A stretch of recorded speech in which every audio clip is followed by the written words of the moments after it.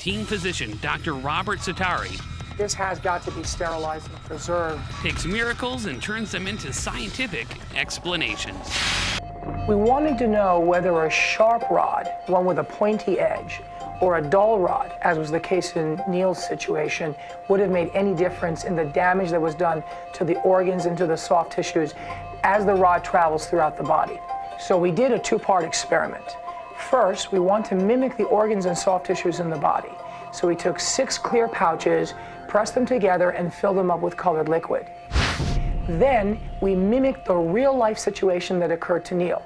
We took a dull rod. That's good. Okay, that's good. And pushed it through the pouches to see what would happen.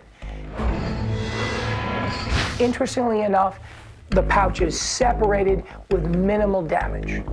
What would happen if we took a sharp rod and did the same thing? But what we find is tremendous damage occurs.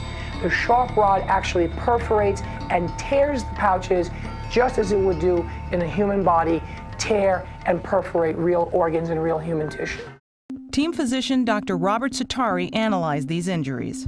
Here we see clearly the entire body is just covered with wounds, broken glass, wood, debris, pebbles, rocks. I mean, all of these things. Imagine taking all of this stuff and putting it into the muzzle of a shotgun and blasting against the body at those high speeds. It's like shrapnel. This is where the larger piece that was about 5 inches and maybe 1/8 of an inch thick. That's essentially like the blade of a knife, pierced and penetrated right into the side of his back. If it had been over a little bit more, it could have severed the spinal cord and then he would have been paralyzed.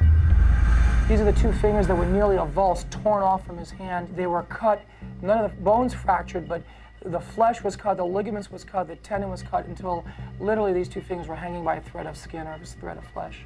Here we see the wound in the front from a distance, but more importantly, the glass in the shoulder. If that had been over a little bit more towards the center of the body, it would have hit the subclavian artery and caused profuse bleeding, which, I mean, he could have easily hemorrhaged. We brought Donald to our technical facility under the watchful eye of team physician Dr. Robert Setari. And you bend this with what part of your body now? Put it in the soft part of the throat here. The soft part. Yes, the soft part. Can I feel it? It is soft. There's no calluses on there or anything. That's it.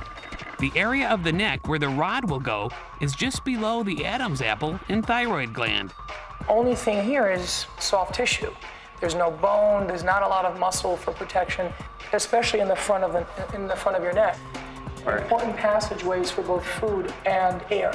The trachea, and then the esophagus just behind it. Right. If you should slip, I mean, you could really damage a lot of vital organs in this area. He could kill himself. Yeah. He could kill himself. If you destroy this cartilage, which helps to keep the passageway open, you could asphyxiate, choke to death. Someone with injuries like this, would they die on impact? Would they die within minutes? This patient is dead instantly. The sternum, going right down the middle of the chest has been crushed open. The ribs are all protruding out. We see the flesh here has been torn completely away, but the femur, the actual leg bone, has not fractured, is not broken. Were both legs crushed or just one leg? My bone did not break, my femur did not break, but the flesh was crushed like that. But the left leg was the worst. Well, look, Monique, if we bend the knee up here, this is how you'd be sitting in your car, more or less, right? And look, this is a perfect indentation of where that steering wheel is going to. Right. Oh. Now, the ankles here have been traumatized. Were your ankles crushed? Yes. Right. Yeah. The clavicle, the collarbone here, Tim, is also fractured. What was on the left side, not the right side. Right. I had the broken clavicle and broken scapula. Gradually, his blood oxygen content is diminishing.